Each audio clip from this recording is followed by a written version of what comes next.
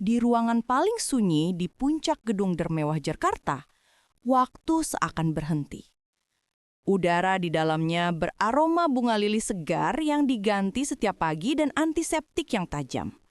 Aroma kemewahan yang steril. Tirai putih gading setebal beludru membungkam hiruk-pikuk kota di bawah, menyisakan hanya satu suara yang menjadi detak jantung ruangan itu. Bunyi bip, bip, bip yang teratur dari monitor EKG. Di tengah ruangan, di atas ranjang medis canggih yang lebih mirip tahta futuristik, terbaring seorang wanita muda. Kulitnya sepucat porselin, rambut hitam panjangnya tergerai kontras di atas bantal sutra. Wajahnya tenang, cantik, seperti putri tidur dalam dongeng modern. Dialah Aurelia Zelin Valendra, sang pewaris yang tertidur. Dua pria berdiri di sisinya. Yang satu, Dr. Anwar menatap layar monitor dengan ekspresi profesional yang muram. Yang satunya lagi, Deren Valendra menatap wajah adiknya dengan tatapan yang sulit diartikan. Campuran cemas, frustrasi, dan perhitungan dingin seorang CEO. Tidak ada perubahan, Tuan Deren.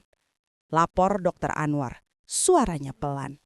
Aktivitas otaknya masih sama, secara medis dia stabil, namun tetap dalam keadaan koma. Sudah setahun lebih sejak kecelakaan tragis itu. Deren tidak menanggapi.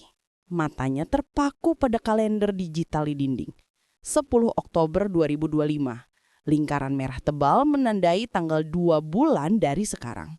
Ulang tahun Zelin yang ke-25. Hari penentuan. Wasiat kakek sudah sangat jelas. Jika Zelin tidak menikah saat usianya genap 25 tahun, kendali utama Valendra Group jatuh ke tangan Keira. Semua yang dibangun kakek akan hancur. Dr. Anwar hanya bisa menunduk. Ini situasi yang sangat rumit, Tuan Deren. Aku sedang mencari solusi.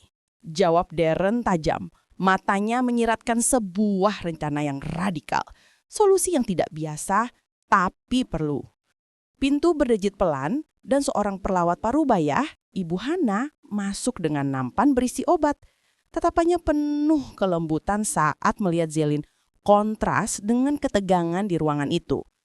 Setelah beberapa saat hening yang berat, Deren akhirnya berbalik. Lanjutkan pemantauan, laporkan apapun, sekencir apapun perubahannya. Dengan itu, ia melangkah keluar, derap sepatunya yang mahal menggema, lalu lenyap. Dr. Anwar menghela napas, memberikan beberapa instruksi pada Ibu Hana, lalu ikut pergi. Kini ruangan itu kembali sunyi. Hanya ada Zelin, Ibu Hana, dan bunyi mesin yang menjadi musik latarnya. Ibu Hana dengan lembut membenahi selimut Zelin, merapikan anak rambut di dahinya. Mereka semua terlalu berisik, bukan, Non? Bisik Ibu Hana sangat pelan, seolah pada dirinya sendiri.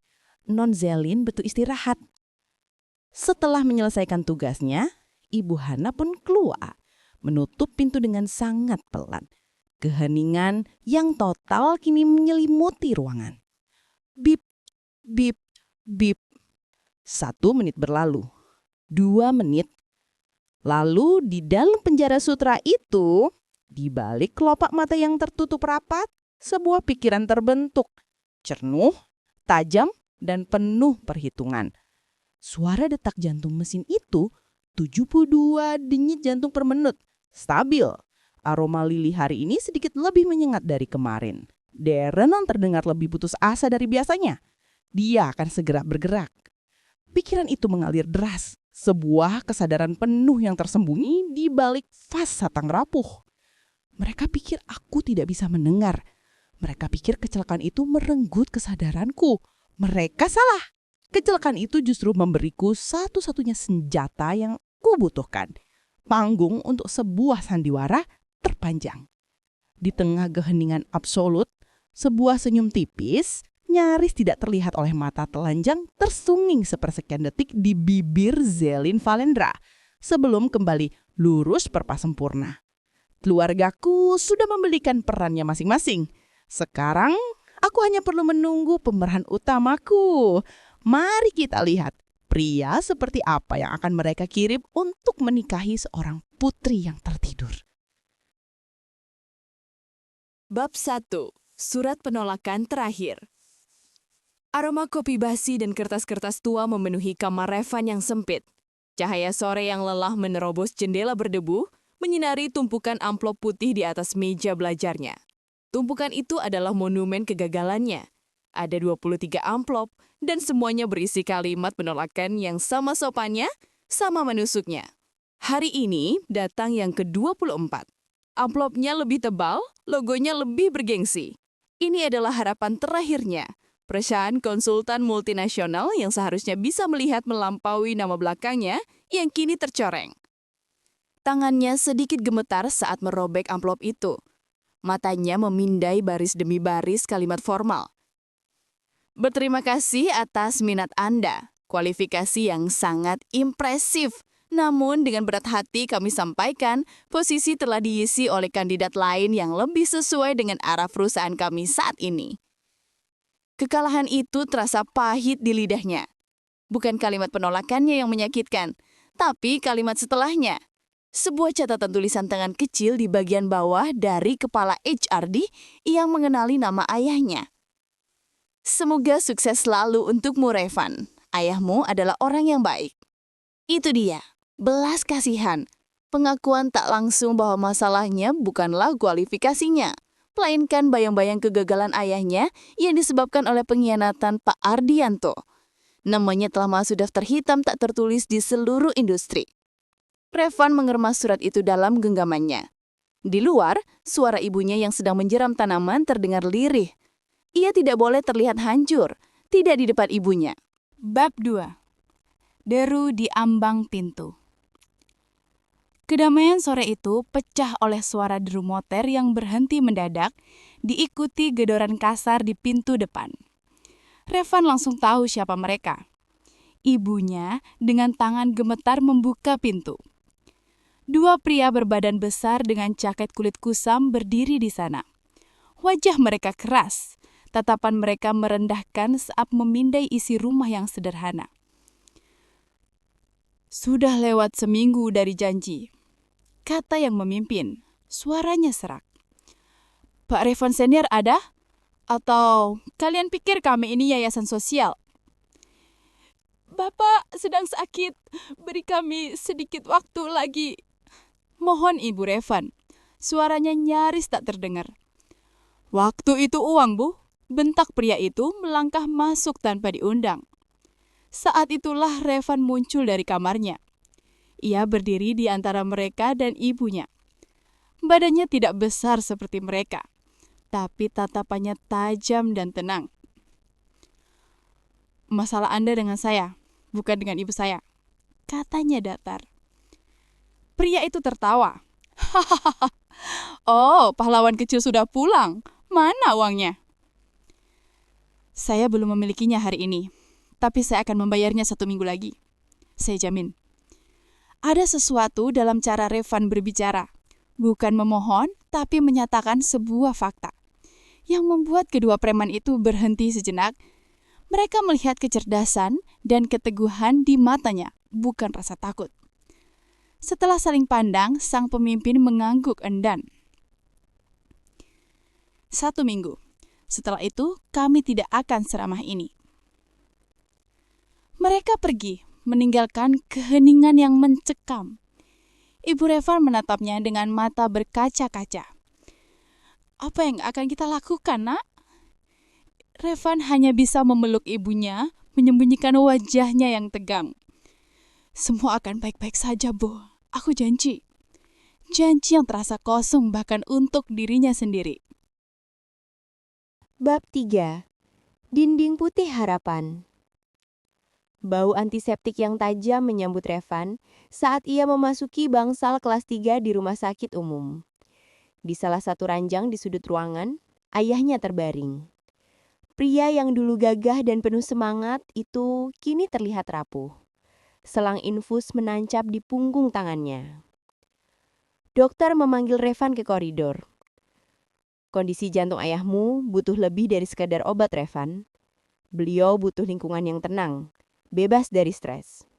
Idealnya perawatan di rumah atau di fasilitas yang lebih baik. Stres karena masalah keuangan kalian hanya akan memperburuk segalanya. Berapa biayanya, Dok? Tanya Revan, sudah tahu ia tidak akan suka jawabannya. Dokter menyebutkan angka yang membuat lutut Revan terasa lemas. Angka yang mustahil. Itu bukan lagi sekadar melunasi utang, tapi seperti mencoba mendaki gunung tanpa kaki. Revan kembali ke samping ranjang ayahnya. Ia duduk di sana, memandangi wajah pria yang telah memberikannya segalanya. Ia melihat kerutan di dahi ayahnya. Kerutan yang muncul setelah pengkhianatan Pak Ardianto. Ia berjanji dalam hati, apapun caranya, ia akan mengembalikan senyum dan kesehatan ayahnya. Apapun pengorbanannya. Bab 4. Kilatan cahaya dan pertanyaan tajam. Saat melangkah keluar dari lobi rumah sakit yang remang-remang, sebuah kilatan cahaya kamera menyilaukan mata Revan. Bapak Revan, saya Sarah dari portal Berita Kritis. Boleh minta waktunya sebentar? Seorang wanita muda dengan tatapan tajam dan mikrofon di tangan berdiri di hadapannya. Di belakangnya, seorang juru kamera sudah merekam. Revan langsung mengenali ramanya. Sarah adalah jurnalis yang terkenal tak kenal takut. Banyak yang bilang kejatuhan perusahaan ayah Anda adalah hasil permainan kotor dari Pak Ardianto. Apakah Anda akan menuntut keadilan? Tanyanya langsung ke inti. Revan membeku. Di satu sisi, ia ingin berteriak dan membeberkan semua kebusukan Ardianto pada dunia. Tapi di sisi lain, ia tahu pertarungan media hanya akan menambah stres bagi ayahnya. Mengambil nafas dalam-dalam, Revan menatap lurus ke kamera. Saat ini, katanya dengan suara yang tenang dan terkontrol. Fokus utama keluarga saya adalah kesembuhan ayah saya. Keadilan punya banyak bentuk, dan bagi kami, melihat beliau sehat adalah keadilan yang paling utama. Terima kasih. Ia mengangguk sopan dan berjalan melewati mereka, tidak memberi kesempatan untuk pertanyaan lanjutan. Sarah tertegun. Ia mengharapkan kemarahan atau kesedihan, bukan martabat yang dingin. Ia menatap punggung Revan dan menjauh. Kisah ini lebih dalam dari yang ia duga. Bab 5. Harga sebuah kenangan. Hujan mulai turun saat Revan tiba di depan sebuah pegadaian mewah di pusat kota. Dengan berat hati, ia masuk. Dari sakunya, ia mengeluarkan sebuah kotak beludru biru yang sudah usang. Di dalamnya, terbaring sebuah jam tangan otomatis. Peninggalan terakhir dari kejayaan ayahnya. Ini adalah warisan, edisi terbatas, kata Revan pada pria di balik meja kaca. Suaranya serak. Pria itu memeriksanya dengan kaca pembesar, mengetuk-ngetuk kacanya, lalu menyebutkan sebuah angka yang menghina, kurang dari 1/4 harga aslinya. Tidak bisa, tolak Revan. Jam ini, nah, saya tidak membeli cerita, saya membeli barang, potong pria itu dengan dingin. Ambil atau tinggalkan. Revan menatap jam itu. Ia teringat saat ayahnya memberikan jam itu padanya di hari kelulusannya, berkata, "Waktu adalah asetmu yang paling berharga, Revan. Jangan pernah menyia-nyiakannya." Dan sekarang, ia menjual waktu itu untuk beberapa lembar uang kertas demi membeli obat. Ironis. Dengan tangan terkepal menahan amarah dan malu, ia mengangguk. Saya ambil. Beberapa menit kemudian, ia kembali berdiri di bawah guyuran hujan tanpa jam tangan, hanya dengan beberapa lembar uang basah di genggamannya. Ia telah sampai di dasar. Tidak ada lagi yang bisa ia jual. Tidak ada lagi yang bisa ia harapkan. Bab 6. Panggilan dari antah berantah. Revan tidak langsung pulang. Ia duduk di sebuah halte bus yang sepi, membiarkan dinginnya hujan meresap ke tulang. Pandangannya kosong, Pikirannya buntu. Habis sudah semua jalannya. Tiba-tiba, ponselnya yang retak bergetar di sakunya. Sebuah nomor pribadi. Biasanya ia akan mengabaikannya. Tapi entah kenapa, kali ini ia mengangkatnya. Halo? Hening sejenak, hanya terdengar suara statis. Lalu, sebuah suara yang tenang, dalam, dan berwibawa menjawab. Suara yang tidak pernah ia dengar sebelumnya. Selamat malam, Bapak Revan. Saya berbicara atas nama seseorang yang telah mengikuti perjalanan Anda. Seseorang yang percaya bahwa potensi Anda sedang disia-siakan. Revan mengerutkan kening. Siapa ini? Anggap saja saya seorang investor. Lanjut suara itu mengabaikan pertanyaannya. Saya melihat aset yang berharga, kecerdasan Anda, kesetiaan Anda, dan keputusasaan Anda. Saya di sini untuk menawarkan sebuah solusi, bukan pinjaman, sebuah solusi permanen untuk semua masalah Anda. Hujan di luar semakin deras. Revan mencengkeram ponselnya erat. Seluruh instingnya berteriak, ini adalah jebakan. Tapi suara di dalam hatinya yang sudah lelah berbisik, apalagi yang bisa kau rugikan? Apa yang Anda inginkan? Tanya Revan. Terdengar senyum tipis dari seberang. Waktu dan kesediaan Anda untuk melakukan sesuatu yang tidak biasa. Datanglah besok di alamat yang akan saya kirimkan. Sendirian. Panggilan itu ditutup. Beberapa detik kemudian, sebuah pesan masuk berisi alamat sebuah gedung perkantoran paling mewah di pusat kota. Revan menatap layar ponselnya yang berpendar di tengah kegelapan. Di antara kebencian, keputusasaan, dan kelelahan, sebuah percikan berbahaya mulai menyala. Percikan harapan. Ia menarik napas dalam-dalam dan menjawab pesan itu hanya dengan satu kata. Baik. Bab 7. Alamat di puncak dunia. Langit Jakarta pada Sabtu pagi 11 Oktober 2025 terlihat kelabu. Sama kelabunya dengan perasaan Revan. Ia berdiri di lobi Valendra Tower, sebuah raksasa dari baja dan kaca yang seolah menusuk langit. Mengenakan satu-satunya setelan jasnya yang sudah sedikit usang di bagian siku, ia merasa seperti semut yang tersesat di istana para dewa.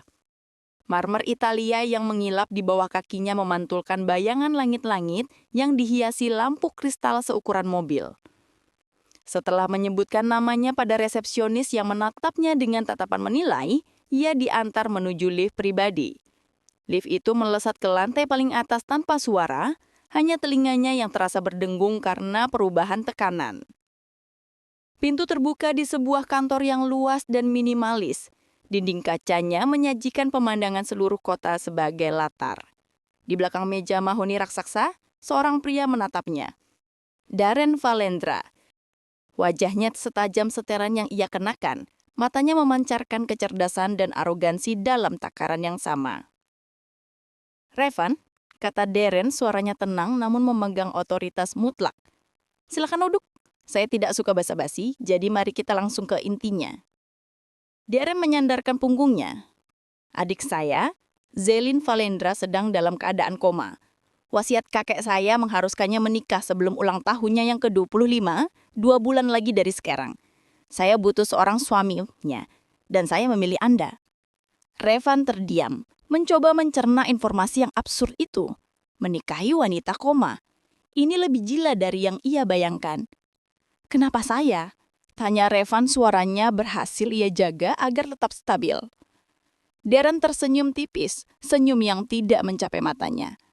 Karena Anda sempurna, cerdas, jadi Anda akan mengerti kerumitan situasi ini. Punya latar belakang keluarga yang terhormat, jadi Anda tidak akan mempermalukan kami. Dan yang terpenting, Darren mencondongkan tubuhnya ke depan. Anda putus asa. Anda akan melakukan apapun demi uang. Benar kan? Bab 8. Ujian di ruang kaca.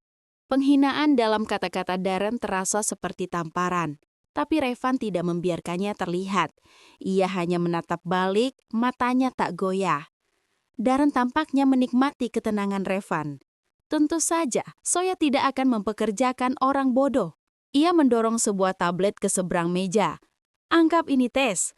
Sebuah perusahaan fiktif diambang kehancuran, aset beracun, moral karyawan rendah, citra publik negatif.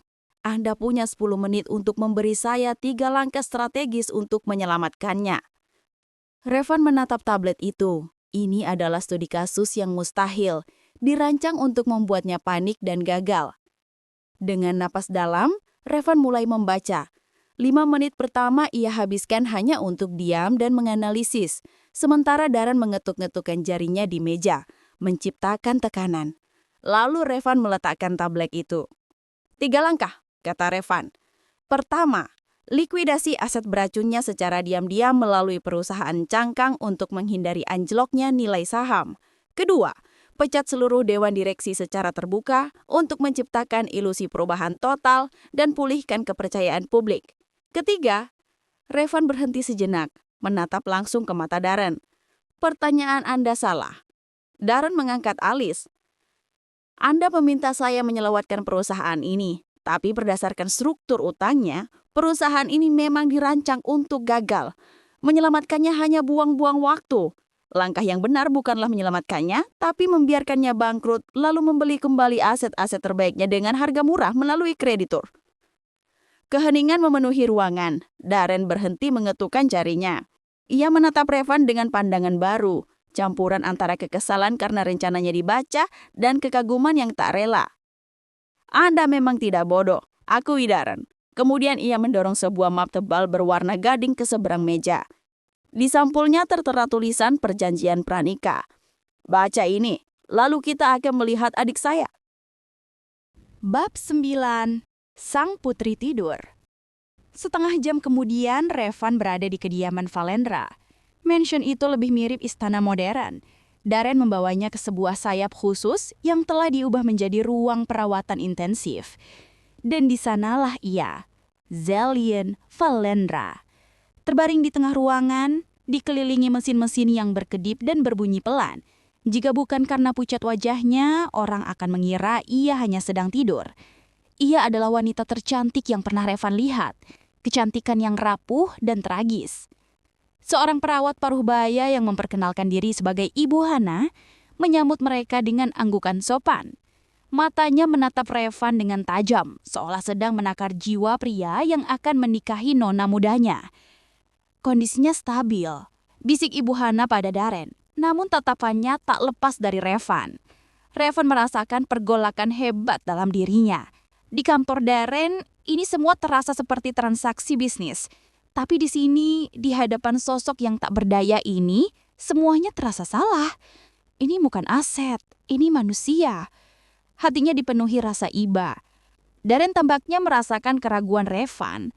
Keputusan ada di tanganmu, katanya dingin. Pikirkan tentang ayahmu, Revan. Rumah sakit terbaik, perawatan tanpa henti. Atau kau bisa keluar dari sini dengan harga dirimu yang utuh dan kembali ke tumpukan surat tagihanmu.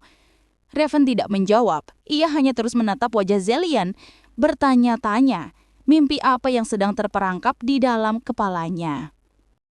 Bab 10. Malam tanpa tidur. Malam itu, Revan tidak bisa tidur. Ia kembali ke rumahnya yang kecil, namun pikirannya tertinggal di mansion mewah itu. Tawaran Darren terus berputar di kepalanya seperti kaset rusak. Ia berjalan ke dapur. Di pintu kulkas, sebuah surat peringatan pengosongan rumah tertempel. Dari kamar tidur utama, ia mendengar ayahnya batuk lagi. Batuk yang terdengar lemah dan menyakitkan. Ibunya keluar dari kamar. Wajahnya penuh kekhawatiran yang coba ia sembunyikan. Semua ini terasa seperti dinding yang terus bergerak mendekat, menghimpitnya dari segala sisi. Harga dirinya berteriak untuk lari sejauh mungkin dari keluarga Valendra. Logikanya mengatakan ini adalah jebakan. Tapi hatinya hancur melihat penderitaan orang tuanya. Ia mengambil sebuah album foto lama. Di sana ada foto keluarganya bertahun-tahun lalu. Ayahnya yang gagah, ibunya yang tertawa lepas, dan dirinya sebagai remaja yang penuh harapan. Ayahnya pernah mengajarinya bahwa kehormatan seorang pria adalah segalanya. Tapi bukankah kehormatan tertinggi seorang pria adalah melindungi keluarganya? Pertanyaan itu menjadi jawabannya. Pengorbanan. Inilah satu-satunya jalan. Dengan tangan yang terasa berat, ia mengambil ponselnya dan mengirim pesan singkat ke nomor yang diberikan Darren. Saya setuju. Bab 11. Klausul Iblis. Keesokan harinya, Revan kembali duduk di hadapan Darren. Kali ini dengan 2 orang pengacara berwajah kaku. Map perjanjian pranikah kini terbuka di hadapannya. Pengacara itu menjelaskan poin-poinnya dengan suara monoton. Durasi kontrak dimulai hari ini hingga ulang tahun Zelin yang ke-25 dengan opsi perpanjangan sepihak oleh keluarga Valendra. Kompensasi sejumlah angka dengan 9 nol di belakangnya. Cukup untuk melunasi semua utangnya, biaya perawatan ayahnya selama 5 tahun ke depan, dan membeli sebuah apartemen mewah. Kewajiban bertindak sebagai suami yang berbakti di mata hukum dan publik, mendampingi Zelin dalam segala urusan legal, dan menjalankan tugas-tugas lain yang diminta oleh Darren. Klausul kerahasiaan. Jika Revan membocorkan sifat asli pernikahan ini, ia akan dituntut dengan denda 100 kali lipat dari nilai kompensasinya. Sebuah angka yang akan membuatnya berutang seumur hidupnya dan 7 turunannya. Revan merasa seolah sedang menjual jiwanya. Setiap pasal terasa seperti rantai yang mengikatnya. Ada pertanyaan? Tanya Darren. Revan menggeleng. Semuanya sudah sangat jelas. Ia mengambil pulpen yang disodorkan. Dengan tarikan nafas terakhirnya sebagai orang bebas, ia membubuhkan tanda tangannya di atas kertas tebal itu. Suara goresan ujung pulpen di atas kertas tebal itu terdengar begitu nyaring di ruangan yang senyap. Seperti suara pintu penjara yang ditutup. Bab 12. Hadiah pertama, beban pertama. Ping. Sebuah notifikasi muncul di layar ponsel Revan bahkan sebelum ia sempat meninggalkan gedung. Sebuah notifikasi transfer bank. Angka yang tertera di sana begitu besar hingga membuatnya pusing sejenak. Tanpa ragu, Revan langsung bergerak. Dalam 1 jam, ia melunasi seluruh utang keluarganya lewat mobile banking. Panggilan telepon berikutnya adalah ke rumah sakit swasta terbaik di kota, memesan kamar VVIP untuk ayahnya. Ia merasakan kelegaan yang luar biasa. Sebuah rasa kuasa yang memabukkan. Beban yang selama ini menghancurkan pundaknya terangkat seketika. Namun, saat ia tiba di rumah dan bertemu ibunya, beban baru langsung menggantikannya. "Nak, dari mana semua ini?" tanya ibunya. Antara bingung dan cemas setelah Revan menjelaskan tentang pemindahan rumah sakit. Aku diterima di sebuah proyek arsitektur besar di luar negeri, Bu. Bohong, Revan. Kata-kata itu terasa pahit di mulutnya. Ini uang muka. Aku harus segera berangkat untuk waktu yang lama. Semuanya sangat rahasia. Melihat binar kelegaan dan kebanggaan di mata ibunya adalah hadiah, sekaligus hukuman terberat baginya. Sore itu, sebuah mobil hitam tanpa plat nomor berhenti di depan rumahnya. Revan keluar hanya dengan 1 tas kecil. Ia memeluk ibunya erat, ciuman terakhir di kening wanita yang paling ia cintai. Saat ia masuk ke dalam mobil mewah itu, ia menatap rumah sederhananya untuk terakhir kali lewat jendela. Rumah yang penuh kehangatan itu kini terasa begitu jauh. Perjalanannya menuju Sangkaremas keluarga Valendra telah resmi dimulai. Bab 13. Sangkar Emas. Mobil hitam itu meluncur tanpa suara melewati gerbang raksasa yang dihiasi monogram V. Revak menatap keluar jendela saat mobil melewati jalan pribadi yang diapit oleh taman-taman yang dirawat sempurna. Di ujung jalan, berdiri kediaman utama Valendra. Itu bukan rumah, melainkan sebuah monumen arsitektur modern. Struktur megah dari kaca, beton, dan kayu jati yang menyatu dengan lanskapnya yang asri. Seorang asisten berwajah datar menyambutnya dan mengantarnya bukan ke bangunan utama, melainkan ke sebuah paviliun tamu yang terpisah, yang ukurannya sendiri lebih besar dari 3 rumahnya digabungkan. Interiornya mewah, modern, namun terasa dingin dan tidak berjiwa. "Ini akan menjadi tempat tinggal Anda, Tuan Revan," kata asisten itu, menyerahkan sebuah tablet. Di dalamnya ada denah mansion, jadwal harian Anda, dan daftar peraturan. Tuan Darren meminta Anda mempelajarinya baik-baik. Revan membuka tablet itu. Jadwalnya padat seperti jadwal seorang manajer. Sesi membaca untuk Zilin, makan malam bersama keluarga, sesi konsultasi hukum. Peraturannya mirip peraturan penjara. Dilarang memasuki sayap barat tanpa izin. Dilarang berbicara pada staf tentang hal-hal pribadi. Dilarang menerima tamu tanpa persetujuan tertulis dari Tuan Darren. Ia berjalan ke jendela kaca setinggi langit-langit yang menghadap ke taman utama. Semuanya sempurna, terlalu sempurna. Ia telah berhasil menyelamatkan keluarganya. Namun, sebagai gantinya, ia baru saja menyerahkan kebebasannya. Bab 14. Upacara tanpa jiwa. 2 hari kemudian, pernikahan itu dilangsungkan. Tidak ada altar, tidak ada tamu, tidak ada musik. Hanya ada sebuah ruang kerja megah yang dipenuhi aroma buku-buku tua dan kayu mahoni. Revan berdiri kaku dalam setelan jas baru yang terasa asing di badannya. Di hadapannya, Zelin duduk di kursi roda canggihnya, didandani dengan gaun putih sederhana namun sangat mahal. Wajahnya tetap tenang dan pucat.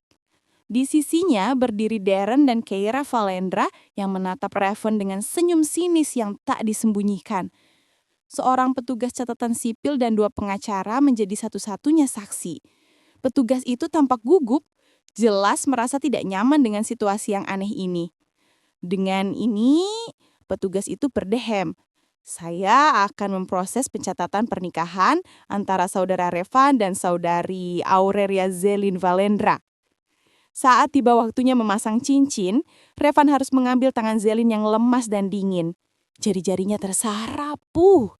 Dengan hati-hati, ia menyelipkan cincin platinum itu ke jari manisnya. Momen yang seharusnya sakral terasa seperti sebuah pelanggaran, sebuah tindakan sandiwara yang menyedihkan. "Semoga langgang," bisik Keira dari samping. Suaranya penuh racun. "Setidaknya, selama kontraknya berlaku." Revan mengabaikannya. Setelah surat-surat ditandatangani, petugas itu dengan cepat mengesahkan pernikahan mereka dan bergegas pergi. Darren mengerengkuh puas, misi tercapai. Revan sekarang resmi menjadi Revan Valendra, sebuah nama yang terasa berat dan palsu di lidahnya. Bab 15. Rutinitas pertama. Pukul 2 siang keesokan harinya adalah jadwal sesi membaca pertamanya. Revan masuk ke kamar Zelin yang sudah ia kenali. Ibu Hana menyambutnya dengan anggukan kepala yang kaku, matanya mengawasi setiap gerak-gerik Revan. Di meja samping tempat tidur, sudah tersedia setumpuk laporan keuangan tebal dari salah satu anak perusahaan Valendra Group. "Tuan Darren ingin Anda membacakan laporan ini. Katanya, suara manusia bisa membantu menstimulasi otak," kata Ibu Hana, nadanya datar. Revan duduk di kursi kulit yang nyaman di samping ranjang. Keheningan di ruangan itu begitu pekat, hanya dipecah oleh bunyi bip ritmis dari monitor. Ia membuka laporan pertama. Laporan keuangan kuartal ketiga, PT Nusa Propertindo. Suaranya sendiri terdengar asing dan canggung. Ia mulai membaca tentang proyeksi laba, analisis pasar, dan strategi akuisisi. Ia merasa konyol. Pandangannya sesekali beralih ke Zelin. Wajahnya tetap tak berekspresi. Matanya lalu jatuh ke sebuah jepit rambut berbentuk kupu-kupu mutiara di atas nakas, tampak begitu personal dan hangat di antara peralatan medis yang dingin. Siapa yang menaruhnya di sana? Apakah Zelin menyukainya? Pertanyaan-pertanyaan manusiawi itu terasa aneh di tengah transaksi bisnis yang sedang ia jalani. Setelah 1 jam, tenggorokannya kering. ia menutup laporan itu. Selesai untuk hari ini, katanya pada keheningan. Tidak ada jawaban. Hanya bunyi bip, bip, bip yang konstan.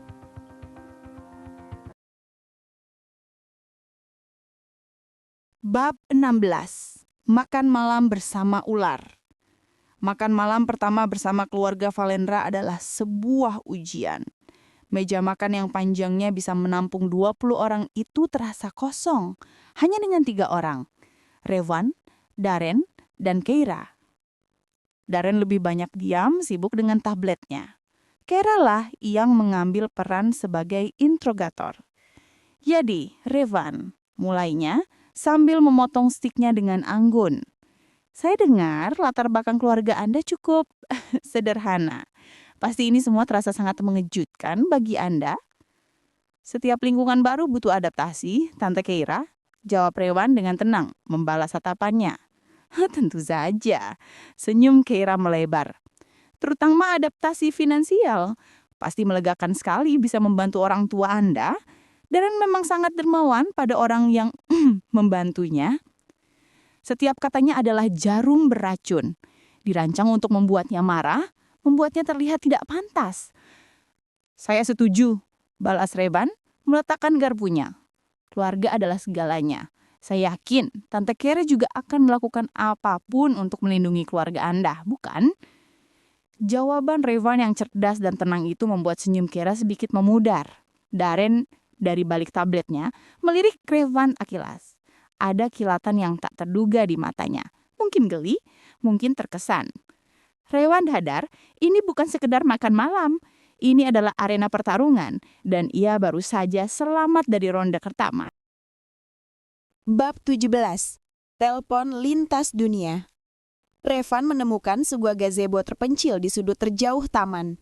Menurut Dana, ini adalah satu-satunya area tanpa kamera pengawas. Di bawah cahaya rembulan, ia akhirnya bisa menelpon ibunya. "Bagaimana kabar ayah, Bu?" tanyanya, suaranya melembut. "Jauh lebih baik, Nak." Suara ibunya terdengar ceria untuk pertama kalinya setelah sekian lama. "Dokter di sini hebat, fasilitasnya luar biasa. Semua berkat kamu, Revan. Proyekmu di Swiss itu pasti sangat hebat." Revan memejamkan mata. Rasa bersalah menusuknya. "Syukurlah, Bu. Jaga kesehatan ibu juga ya." Ia harus mendengarkan cerita ibunya tentang betapa bangganya para tetangga, sambil menciptakan kebohongan-kebohongan baru tentang cuaca di Jenewa dan rekan kerja bulenya. Setiap kata terasa seperti pengkhianatan kecil. Setelah panggilan berakhir, ia tidak langsung kembali. Ia berdiri di sana, menatap mansion yang bermandikan cahaya. Ia telah memberikan kebahagiaan untuk keluarganya. Tapi kebahagiaan itu dibangun di atas kebohongan. Dan beban kebohongan itu harus ia pikul sendirian di dalam sangkar emas ini. Bab 18. Tatapan Sang Penjaga. Larut malam, Revan tidak bisa tidur. Ia berjalan tanpa tujuan di koridor yang sepi dan tanpa sadar langkahnya membawanya ke dekat sayap kamar Zelin. Pintu kamar itu sedikit terbuka, cahayanya remang-remang. Ia mengintip ke dalam, Ibu Hana sedang duduk di samping ranjang dengan sabar menyisir rambut Zelin yang panjang dan hitam legam. Gerakannya penuh kasih sayang, seperti seorang ibu merawat putrinya. Ibu Hana sepertinya merasakan kehadirannya dan menoleh.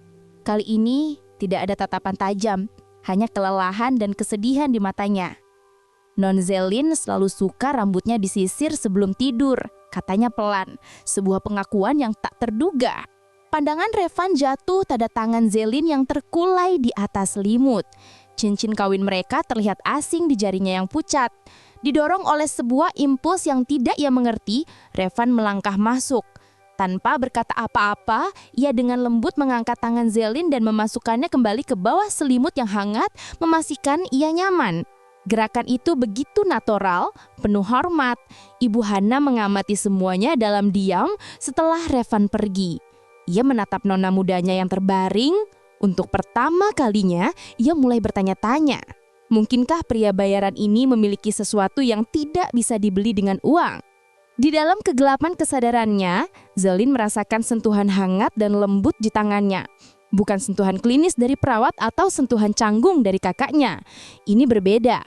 Ini tulus. Dan untuk pertama kalinya dalam setahun, sebuah retakan kecil muncul di benteng pertahanannya. Bab 19, laporan yang berbeda. Sudah minggu ketiga, Revan menjalani rutinitasnya. Pagi itu, ia kembali duduk di kursi di samping ranjang Zelain, menatap tumpukan laporan baru yang diletakkan Ibu Hana di meja. Laporan tentang investasi agrikultur. Angka, data, grafik. Kering dan tak berjiwa. Ia membuka halaman pertama, mulai membaca dengan suara datar, namun berhenti di paragraf kedua. Ia menatap wajah Zelain yang tenang. Ini membosankan kan? Bisiknya. Aku sendiri hampir tertidur. Sebuah ide terlintas di benaknya. Ia meletakkan laporan itu. Oke Zelain, mari kita coba cara lain. Katanya, suaranya kini lebih hidup. Intinya, perusahaan ini mau membeli 5.000 hektar lahan di Jawa Barat untuk ditanami jagung hibrida. Menurut data mereka, ini akan sangat menguntungkan. Tapi, ia mencondongkan tubuhnya sedikit seolah sedang berbagi rahasia. Tapi, menurutku ini ide yang buruk. Mereka tidak memperhitungkan resiko gagal panen karena perubahan iklim dan resistensi petani lokal. Kalau aku jadi mereka, aku akan berinvestasi pada sistem irigasi modern untuk petani yang sudah ada. Lebih murah, lebih aman, dan citranya lebih baik. Di sudut ruangan, Ibu Hana yang sedang merapikan bunga berhenti bekerja. Ia menatap Revan dengan heran. Pria ini tidak lagi membaca, ia sedang berdiskusi. Di dalam kesadarannya, Zelain terpaku. Selama ini, Darren hanya memberinya data. Tapi Revan memberinya wawasan. Ia tidak memperlakukannya seperti pasien, tapi sebagai rekan yang setara. Untuk pertama kalinya, ia merasa pikirannya benar-benar terstimulasi. Bab 20. Hadiah kupu-kupu. Hari itu, saat sedang berbicara, bukan lagi membaca, Revan kembali melihat jepit rambut kupu-kupu mutiara di atas nakas. Lapisan debu tipis mulai menyelimutinya. Tanpa pikir panjang, ia mengambilnya. Dengan sapu tangannya yang bersih, ia mengelap jepit itu dengan lembut hingga kembali berkilau. Ia lalu menoleh pada Zelin yang terbaring. Dengan gerakan yang sangat hati-hati dan penuh hormat, ia menyingkirkan sejumput rambut dari sisi wajah Zelin dan memasangkan jepit itu di sana. Jepit itu tampak begitu pas, memantulkan cahaya dari jendela. Nah, bisik Revan, ini lebih cocok di sini daripada tergeletak di meja. Ibu Hana yang melihat seluruh kejadian itu dari ambang pintu merasakan hatinya menghangat. Bagi Zelin, sentuhan kecil itu terasa seperti sengatan listrik yang lembut. Jepit itu adalah hadiah terakhir dari kakeknya sebelum meninggal. Benda paling personal miliknya. Fakta bahwa Revan, orang asing, bisa merasakan koneksi dengan benda itu dan memperlakukannya dengan begitu berharga, terasa seperti sebuah takdir. Bab 21. Tamu tak diundang. Keluarga Valendra mengadakan acara amal di mansion mereka. Sebuah acara yang lebih banyak diisi kepura-puraan daripada ketulusan. Darren memaksa Revan untuk hadir sebagai formalitas. Zelain juga dibawa ke ruang utama dengan kursi rodanya. Sebuah simbol tragis bagi para tamu untuk dikasihani. Saat acara berlangsung, seorang sosialita teman Keira mendekati mereka. "Oh, Zelan sayang, kasihan sekali," katanya dengan suara keras yang dibuat-buat. Lalu ia menoleh pada Revan. "Dan Anda pasti suaminya. Anda sangat beruntung ya, mendapatkan pajangan cantik dan seluruh isinya." Wajah Darren mengeras. Keira tersenyum penuh kemenangan. Revan tidak marah. Ia justru tersenyum tenang. Ia melangkah ke sisi Zelain, membenarkan selimutnya, lalu menatap lurus pada sosialita itu. "Istri saya mungkin sedang beristirahat. Tapi pendengarannya jauh lebih tajam dari kita semua. Dan dia punya selera yang sangat bagus. Jadi saya yakin dia tidak akan menikmati percakapan yang murahan." Sosialita itu terdiam, wajahnya memerah karena malu. Beberapa tamu lain yang mendengar menahan tawa. Revan telah memenangkan pertarungan itu tanpa meninggikan suaranya. Dari seberang ruangan, Darren menyaksikan semuanya. Dan untuk pertama kalinya, ia menyunggingkan senyum tipis yang tulus. Di dalam dunianya yang sunyi, Zelain merasakan gelombang kehangatan yang dahsyat. Pria ini baru saja membelanya, menjaga kehormatannya di depan semua orang. Bab 22. Tes dari Darren. Insiden di pesta mengubah cara Darren memandang Revan. Dia bukan lagi sekedar pion, tapi aset potensial. Keesokan paginya, Darren memanggil Revan ke ruang kerjanya.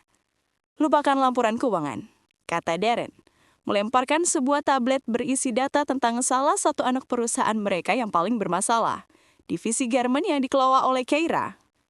Divisi ini terus merugi. Keira bilang ini karena kondisi pasar. Aku ingin pendapatmu. Revan langsung sadar ini adalah jebakan.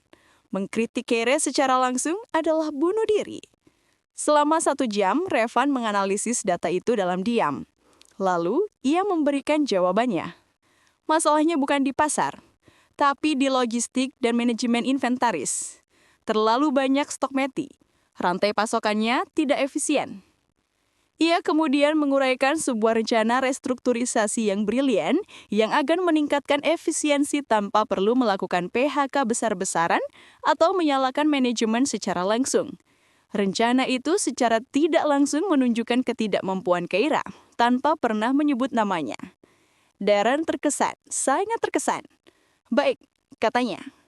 "Mulai besok, semua laporan dari divisi garment harus melewati mejamu dulu sebelum sampai padaku. Anggap ini bagian dari tugas membacamu untuk Zelain." Tanpa sadar, Darren baru saja memberikan Revan sedikit kekuasaan nyata di dalam Imperium Valendra.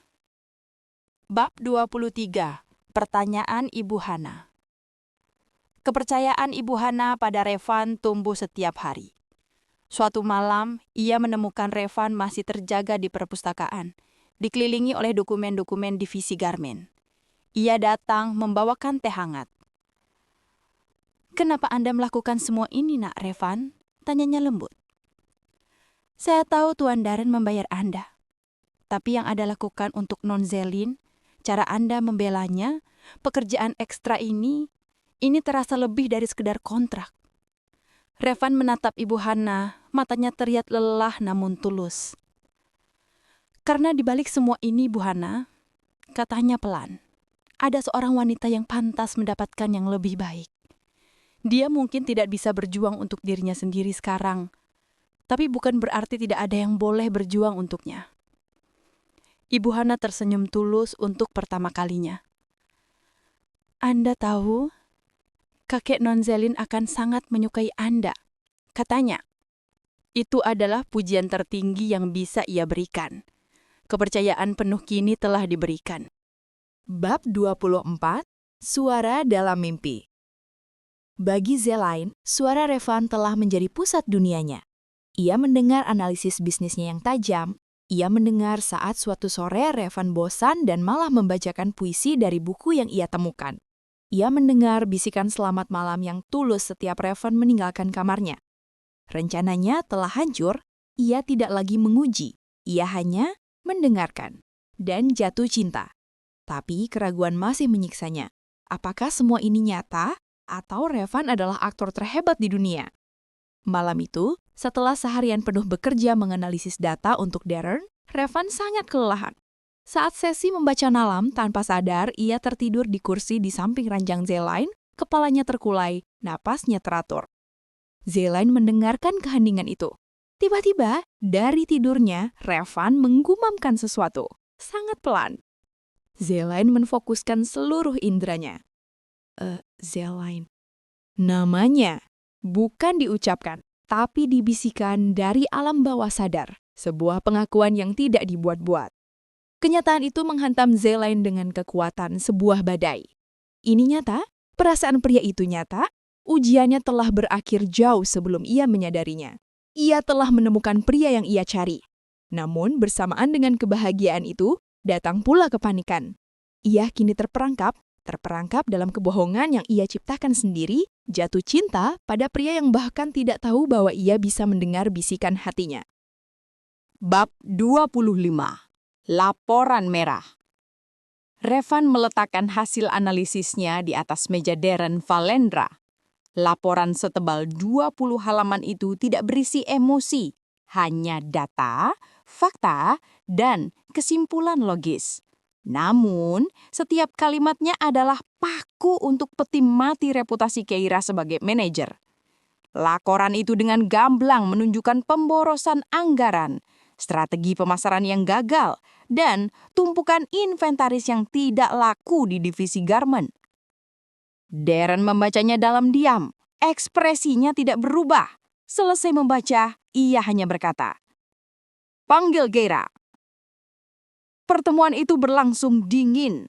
Darren tidak menuduh. Ia hanya menyajikan data dari laporan Revan. "Keira, bisakah kau jelaskan anomali pengeluaran untuk konsultan media sosial ini? Dan kenapa proyeksi penjualan kita meleset 40%? Wajah Keira yang biasanya tenang dan angkuh memerah. Ia merasa ditelanjangi di depan Revan, seorang nobody yang beberapa minggu lalu tidak punya apa-apa. Ini adalah penghinaan tertinggi. Ini pasti hasil manipulasi data dari orang baru yang tidak mengerti apa-apa. Desisnya menatap Revan dengan kebencian murni. Data ini diambil langsung dari server perusahaan, Tante Keira, sahut Revan dengan tenang. Angka tidak membohong. Cukup, kata Darren memotong ketegangan. Keira, aku mau rencana perbaikan di mejaku dalam seminggu. Keira bangkit, kursinya berderit. Sebelum meninggalkan ruangan, ia berhenti di samping Revan. Anda akan menyesali ini, bisiknya. Suaranya sedingin es. Pintu di belakangnya dibanting tak tutup. Pernyataan perang telah diumumkan. Bab 26, Pertemuan di tempat gelap. Malam itu, sebuah mobil sedan mewah berhenti di lobi privat sebuah klub malam eksklusif. Keira Valendra, dengan gaun malam berwarna merah darah, melangkah masuk ke sebuah ruangan VIP yang remang-remang. Di sana, seorang pria yang usianya tak jauh darinya sudah menunggu sambil memutar gelas brandy. Pak Ardianto. Keira, selalu sebuah kejutan. Sapa Ardianto. Senyumnya licin. Aku tidak punya waktu untuk basa-basi. Suryo. Menyebut nama kecilnya. Ada masalah di dalam kerajaanku. Seorang pemuda bernama Revan. Mendengar nama itu, senyum Ardianto memudar. Revan, anak dari dirga yang malang itu. Dia sekarang menantu di keluargaku dan mulai ikut campur urusan bisnis. Dia punya telinga Darren. Jelas Keira. Dia menjadi ancaman. Ardianto tertawa kecil. Tawa yang tidak menyenangkan. Dunia ini sempit sekali. Aku sedang kesulitan menagih sisa utang ayahnya. Dan sekarang, anaknya justru hidup nyaman di istanamu. Keira menjondongkan tubuhnya. Matanya berkilat. Kita punya musuh yang sama. Aku mau dia hancur. Anda serang dia dari luar, hancurkan sisa-sisa keluarganya. Aku akan hancurkan dia dari dalam. Ardianto menatap Keira. Melihat ambisi dan kekejaman yang sama dalam diri wanita itu. Apa untungnya untukku? Jika aku berhasil menguasai Valenta Group, kau akan punya teman yang sangat kuat. Ardianto tersenyum lebar. Ia mengulurkan tangannya. Kesepakatan yang mendarik. Mereka berjabat tangan. Menyegal aliansi berbahaya di tengah kegelapan. Bab 27. Jebakan digital. Rencana pertama Keira dieksekusi dengan cepat. Ia sengaja memasukkan data yang terlihat sangat menjanjikan, namun menyesatkan ke dalam laporan proposal akuisisi sebuah perusahaan teknologi kecil.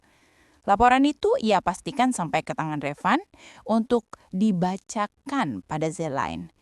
Di saat yang sama, tim IT kepercayaannya menyiapkan jejak digital palsu yang akan mengarah ke komputer di pavilion Revan, seolah-olah Revan melakukan insider trading berdasarkan informasi itu. Di kamar Z-Line, Revan mengerutkan kening saat membaca laporan itu. Aneh, gumamnya pada Zelen yang terbaring. Proyeksi pertumbuhan perusahaan ini tidak masuk akal. Valuasinya terlalu tinggi.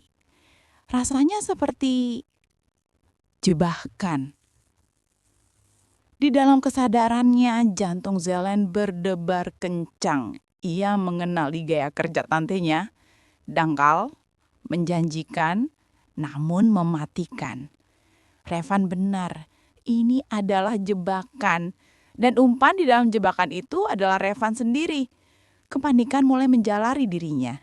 Ia harus melakukan sesuatu.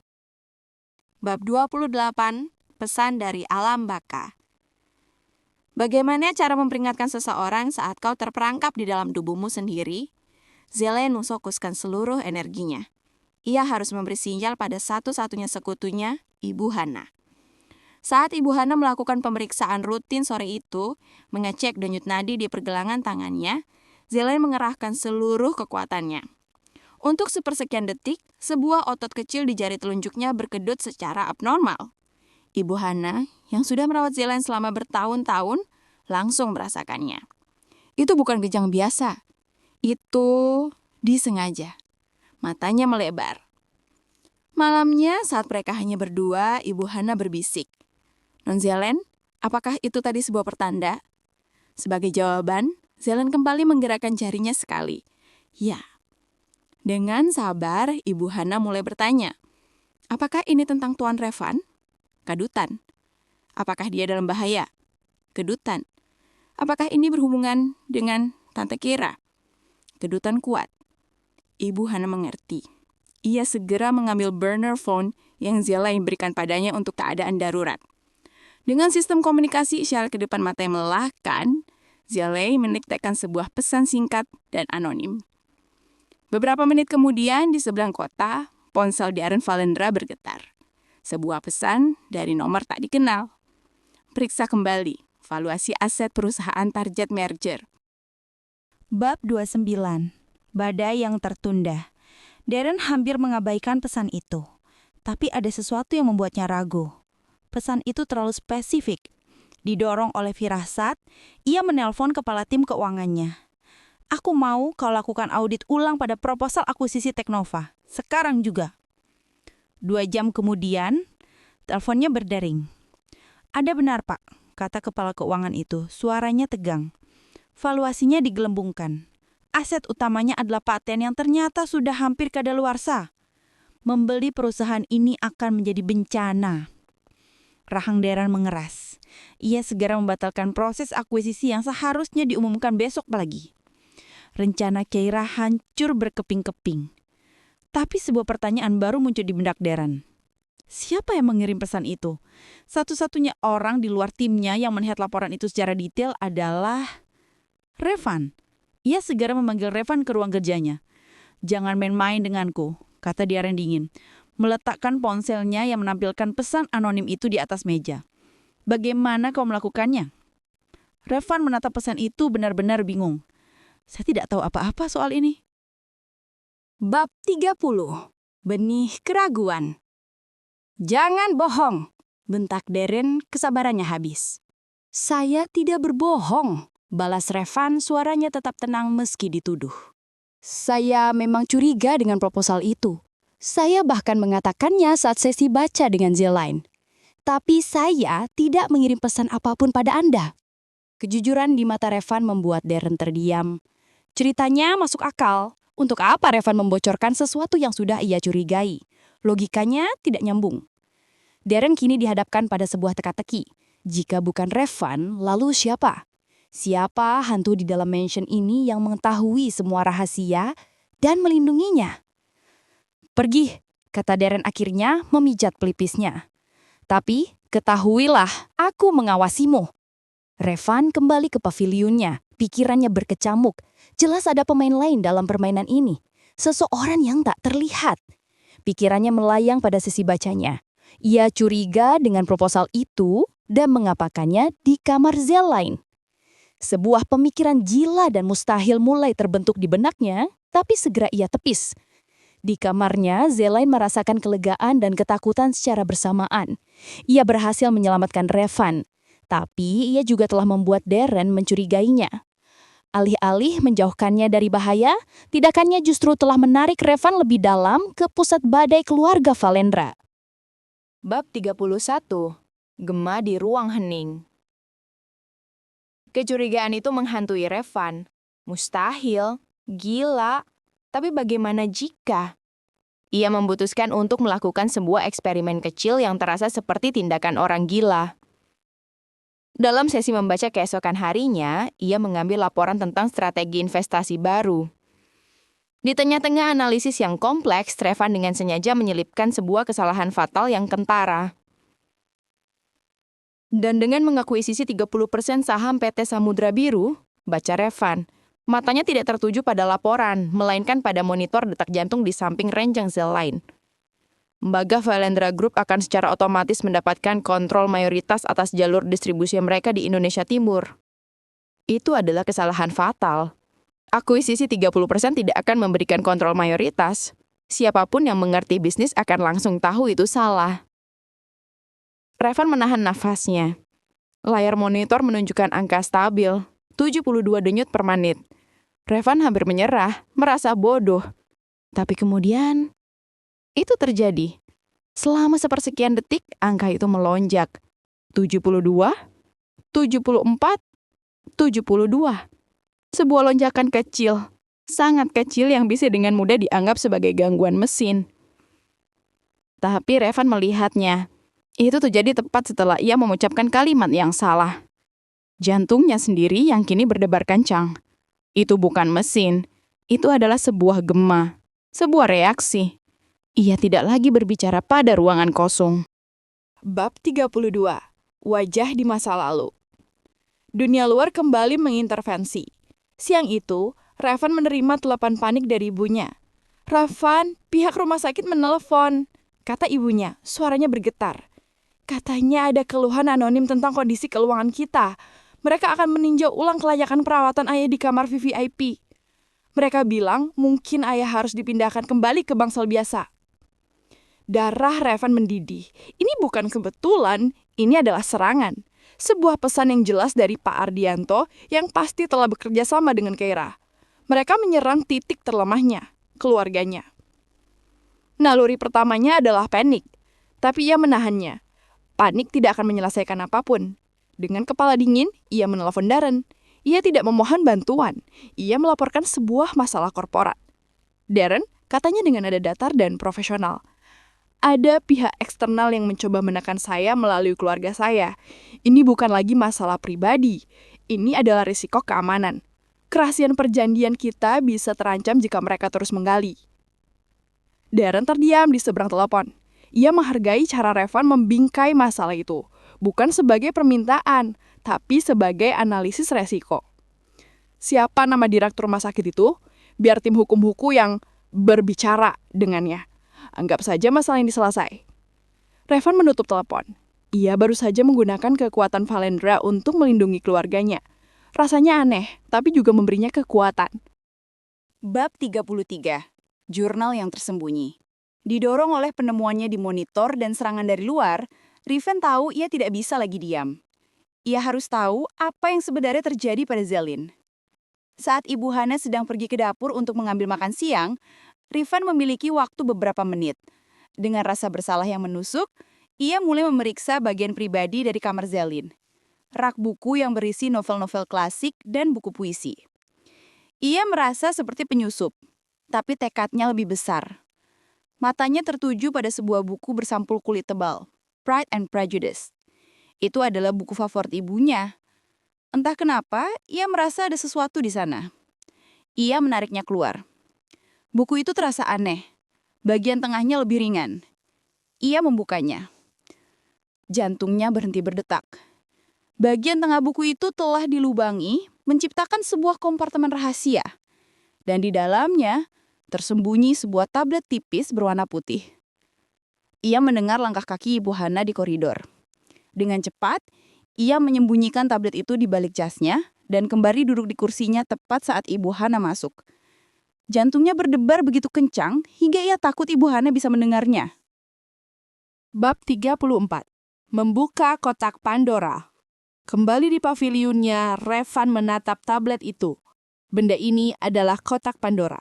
Membukanya bisa mengubah segalanya. Layarnya menyala, menampilkan sebuah kolom kata sandi. Ia mencoba semua kombinasi yang bisa ia pikirkan. Ulang tahun Zilane, nama Darren, nama perusahaan. Semua gagal. Tablet itu mengancam akan menghapus datanya setelah 5 kali percobaan salah. Ia berhenti. Ia harus berpikir seperti Zilane. Pikirannya melayang pada jepit rambut kupu-kupu mutiara. Benda personal di tengah dunia korporat. Hadiah dari kakeknya, kata Ibu Hana suatu kali. Mungkin ia mencari tanggal wafat kakek Zilane di internet. Dengan tangan gemetar ia memasukkan 8 digit tanggal itu. Klik. Tablet itu terbuka. Hanya ada satu folder di dalamnya, berjudul Journal. Isinya adalah serangkaian video. Revan memutar entry terakhir, tertanggal sehari sebelum kecelakaan. Wajah Zilane yang ceria dan penuh semangat memenuhi layar. Ia berbicara dengan cepat, matanya berkilat penuh amarah. Aku tidak peduli apa kata Darren. Proyek Cendana tidak akan ditutup. Ini adalah warisan kakek. Tante Kyra hanya ingin melikuidasi dananya untuk menutupi kerugian di divisinya. Aku punya bukti transfer yang mencurigakan. Aku akan menemuinya sekarang juga. Ada yang sangat tidak beres. Video itu terputus tiba-tiba. Layarnya menjadi hitam. Nafas Revan tercekap. Jadi, ini bukan kecelakaan mobil biasa. Ini adalah percobaan pembunuhan. Bab 35. Proyek Cendana. Nama itu lagi. Proyek Cendana. Ia harus tahu lebih banyak. Kali ini, ia mendekati satu-satunya orang yang ia percaya di mansion itu. Bu Hana, katanya saat mereka bertemu di dapur malam itu. Saat saya menganalisis laporan perusahaan, saya menemukan beberapa referensi tentang proyek Cendana. Bisakah Ibu jelaskan apa itu? Ibu Hana menatapnya, menilai kejujurannya. Setelah yakin, ia pun bercerita. Itu adalah proyek hati dari almarhum Tuan Besar. Bisiknya, sebuah yayasan rahasia yang ia didirikan untuk membantu pengusaha-pengusaha kecil yang dihancurkan oleh praktik monopoli perusahaan raksasa. Non Zilane sangat ingin melanjutkannya setelah kakeknya wafat. Tapi Nyonya Kehira, beliau bilang itu hanya buang-buang uang. Semua kepingan puzzle kini menyatu di benak Revan. Motifnya jelas, uang dan kekuasaan. Keira ingin menghentikan Zilane. Revan kini merasa memiliki ikatan yang nyata dengan wanita yang terbaring di kamarnya. Mereka ternyata berada dalam perjuangan yang sama, bahkan sebelum mereka bertemu. Bab 36, Ikrar tanpa suara. Malam itu Revan tidak membawa laporan apapun ke kamar Zilane. Ia menarik kursinya hingga tepat di samping ranjang. Untuk pertama kalinya, ia tidak merasa canggung. Ia merasa berada di tempat yang seharusnya. Dengan lembut, ia meraih tangan Zilane, menggenggamnya dalam kedua tangannya. Tangan itu masih terasa dingin, tapi entah kenapa, kali ini terasa berbeda. Zilane, aku tidak tahu pasti apakah kau bisa mendengarku. Tapi firasatku mengatakan kau ada di sana. Aku sudah melihat videomu. Aku tahu apa yang mereka lakukan padamu. Ia berhenti sejenak menguatkan hatinya. Dengarkan aku. Ini bukan lagi tentang kontrak. Ini bukan lagi tentang uang. Aku tidak akan membiarkan mereka menang. Apapun yang kau mulai, akan aku selesaikan. Aku akan melindungimu dan aku akan melindungi warisan kakekmu. Aku bersumpah. Ia menunduk masih menggenggam tangan Zilane. Hening. Lalu di sudut mata Zilane yang terpejam, setetes air mata berhasil lolos, mengukir jejak basah di pelipisnya sebelum hilang di telan helaian rambutnya. Air mata kelegaan, kepedihan, dan harapan. Bab 37. Hitung mundur. Langit Jakarta, 9 Oktober 2025. Hanya 1 hari sebelum ulang tahun Zilane yang ke-25. Di dalam mansion Valendra, ketegangan terasa begitu pekat hingga bisa diiris dengan pisau. Kira Valendra tahu waktunya hampir habis. ia harus bertindak malam ini, atau kehilangan segalanya. Rencana liciknya untuk menjebak Revan telah gagal, meninggalkannya tanpa pilihan selain cara yang lebih langsung. Di pavilionnya, Revan merasakan hal yang sama. Ia menatap tablet Zelin yang menampilkan kalender dengan lingkaran merah di tanggal 10. Malam ini adalah kesempatan terakhir Keira. Dengan hati-hati, ia menyalin seluruh isi tablet Zelin ke sebuah flash disk kecil yang ia sembunyikan di sakunya. Ia lalu memasang sebuah kamera perekam mini seukuran kancing di kerah jasnya. Ia tidak tahu apa yang akan terjadi, tapi ia tidak akan datang tanpa persiapan. Di kamarnya Zelin merasakan firasat buruk yang sama melalui atmosfer di sekitarnya. Detak jantungnya sedikit lebih cepat dari biasanya. Sebuah perubahan yang hanya bisa dilihat oleh Ibu Hana di monitor. Malam ini, pikir Zelin, semuanya akan berakhir malam ini. Bab 38. Umpan dilepaskan. Rencana Keira sederhana namun brutal. Ia butuh kambing hitam. Ia menelepon kepala keamanannya. Pastikan Revan sangat sibuk malam ini. Beri dia setumpuk dokumen untuk dianalisis. Aku mau dia terjaga sampai larut. Lalu, ia menelpon Darren. Darren, aku sangat khawatir. Katanya dengan nada cemas yang dibuat-buat. Aku dengar dari staf bahwa Revan sering mengakses data rahasia perusahaan di malam hari. Aku takut dia berniat membocorkannya. Mungkin kau harus memeriksanya. Umpan telah dilepaskan. Ia menciptakan skenario di mana Revan terlihat sibuk dengan data rahasia.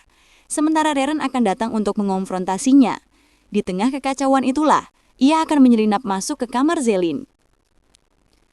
Sesuai rencana, Revan memang menerima setumpuk dokumen tebal dari asisten Darren. Ia tahu ini adalah pengalih perhatian. Ia membawanya ke pavilion, berpura-pura menganalisisnya sambil menunggu momen yang tepat. Bab 39, gerakan pertama. Pukul 11 malam, mansion mulai senyap. Keira mengenakan pakaian gelap, mematikan beberapa CCTV di koridor sayap kamar Zelin melalui akses administratornya. Ia mengambil sebuah kotak kecil dari berangkasnya. Di dalamnya ada sebuah jarum suntik berisi larutan potasium klorida. Cukup untuk menyebabkan serangan jantung yang akan terlihat alami pada pasien koma. Tidak akan ada jejak. Pada saat yang sama, Darren yang termakan oleh kekhawatiran yang ditanamkan Keira memutuskan untuk menemui Revan. Ia berjalan menuju pavilion tamu, emosinya campur aduk antara curiga dan sedikit rasa hormat yang baru tumbuh untuk Revan. Revan yang telah memantau log CCTV dari laptopnya, sebuah akses yang diam-diam ia dapatkan melihat beberapa kamera mati. Ia tahu Keira sedang bergerak. Tepat saat itu, intercom di pavilionnya berbunyi. Darren ada di depan pintu. Sempurna, badai itu datang dari dua arah. Bab 40. Konfrontasi di ambang pintu. Aku mau lihat apa yang sedang kau kerjakan, kata Darren dingin saat Revan membuka pintu. Hanya beberapa dokumen yang Anda kirim, jawab Revan tenang membiarkannya masuk. Darren melihat tumpukan kertas di meja Revan. Keira bilang, kau berniat membocorkan rahasia perusahaan. Dan Anda percaya padanya setelah semua yang terjadi? Tanya Revan, nadanya menantang. Aku tidak tahu harus percaya pada siapa, bentak Darren. Frustrasinya memuncak. Satu-satunya tujuanku adalah melindungi adikku dan perusahaan ini. Sementara kau datang entah dari mana. Saat mereka berdebat sengit, Revan melirik jam di dinding. Sudah hampir 5 menit sejak CCTV mati. Keira pasti sudah berada di kamar Zelin. Kita tidak punya waktu untuk ini, kata Revan tiba-tiba, mendorong Darren ke samping dan berlari keluar menuju bangunan utama. Hei, mau kemana kau? Teriak Darren, merasa dikhianati dan langsung mengejar Revan. Bab 41. Di sisi ranjang. Keira berhasil masuk ke kamar Zelin tanpa suara. Ibu Hana sedang mengambil air di dapur. Kamar itu sunyi. Ia mendekati ranjang, jarum suntik sudah di tangannya. Ini akhir dari segalanya, keponakanku sayang, bisiknya. Kau seharusnya tidak pernah menghalangi jalanku. Ia meraih selang infus Delin, siap menyuntikkan cairan mematikan itu. Tepat saat itu, pintu kamar dibanting terbuka. Revan menerobos masuk, napasnya terengah-engah. Hentikan! Keira terkesiap kaget, hampir menjatuhkan jarum suntik itu. Di belakang Revan, Darren tiba. Matanya melebar tak percaya melihat pemandangan di hadapannya. Keira, apa yang kau lakukan? Seru Darren, ngeri. Bukan seperti yang kau lihat, pekik Keira panik. Dia, Revan mencoba menyakitinya. Aku hanya mencoba menghentikannya. Ia dengan cepat melemparkan jarum suntik itu ke lantai dekat kaki Revan, mencoba membalikan keadaan. Bab 42. Mata yang terbuka. Revan menatap Keira dengan jijik. Darren tampak bingung, terjebak di antara dua tuduhan. Ibu Hana masuk dan menjerit melihat kekacauan itu. Semuanya menjadi hiruk pikuk. Dia pembohong, teriak Revan. Dia mencoba membunuh Zelaine. Kau yang pembohong, balas Keira. Darren, kau akan percaya pada orang asing ini atau tantemu sendiri? Didengar semua teriakan dan tuduhan, sebuah suara yang tenang, jernih, namun penuh kuasa memotong keheningan. Cukup, semua orang membeku. Suara itu datang dari ranjang. Mereka semua menoleh serempak. Aurelia Zelaine Valendra kini duduk tegak. Matanya yang telah terpejam selama lebih dari setahun kini terbuka lebar, menatap tajam ke arah Keira. Wajahnya tidak lagi pucat, melainkan dipenuhi oleh otoritas yang dingin. Aku bilang, cukup Tante Keira, ulang Zelaine. Suaranya lebih kuat sekarang. Bab 43. Pembongkaran. Rahang Darren jatuh. Ibu Hana menutup mulutnya dengan tangan. Air mata mengalir di pipinya. Keira menatap Zelaine seolah melihat hantu. Wajahnya pucat pasi. Tidak mungkin, gagap Keira. Zelaine menatap kakaknya. Darren, pesan anonim itu dariku. Dan Revan, dia adalah orang yang telah melindungiku selama ini. Saat kau terlalu sibuk dengan perjanjianmu. Ia lalu mengalihkan pandangannya pada Revan dan tatapannya melembut. Sebuah tatapan terima kasih yang begitu dalam. Terima kasih, bisiknya. Dengan gerakan yang tenang, Zelaine meraih sebuah remote kecil yang tersembunyi di bawah bantalnya. Ia menekan sebuah tombol. Layar televisi besar di dinding yang biasanya menampilkan grafik pasar saham kini menyala. Aku mungkin tidak bisa bergerak, kata Zelaine. Suaranya menggema di ruangan yang kini senyap.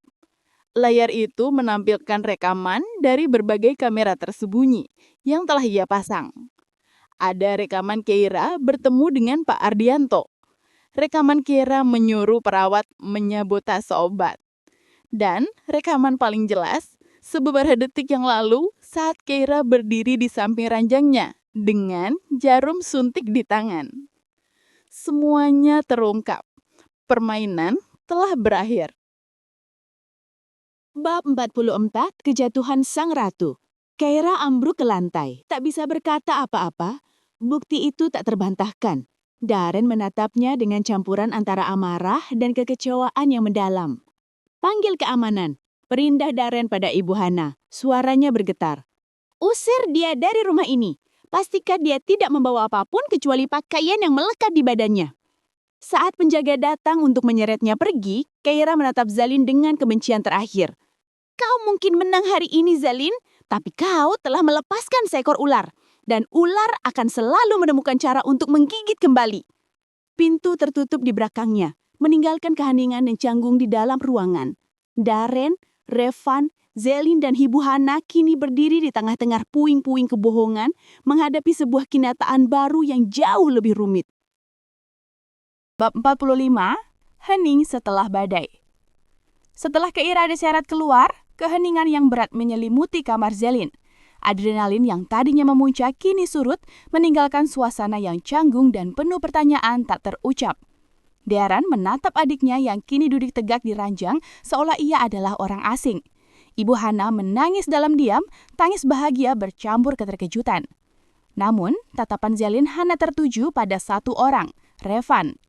Matanya memancarkan permohonan, rasa terima kasih, dan ketakutan akan penolakan.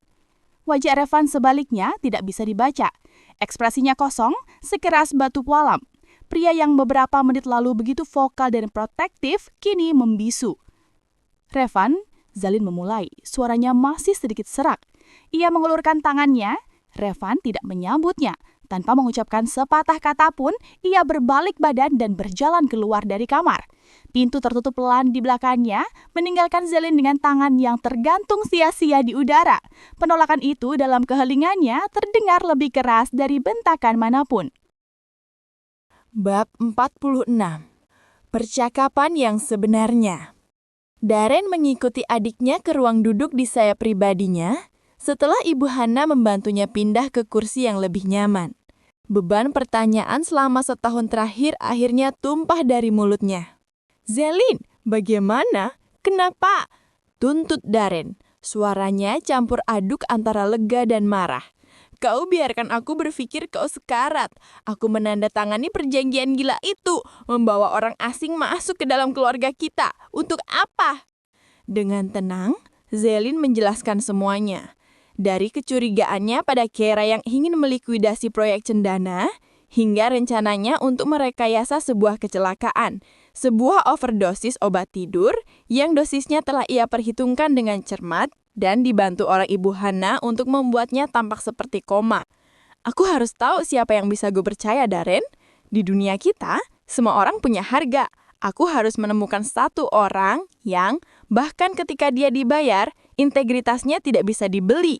Aku harus menemukan Revan." Darren terduduk, memijat keningnya. "Kau mempertaruhkan segalanya, Zel. Nyawamu, perusahaan ini. Dan aku menang." Potong Zalin, tatapannya tajam. "Kita menang. Kera sudah pergi. Sekarang, yang tersisa ada konsekuensinya." Bab 47. Wajah asing di cermin. Revan membanting pintu pavilionnya. Ia berjalan lurus ke kamar mandi dan menatap pantulon dirinya di cermin. Yang menatap balik bukanlah dirinya.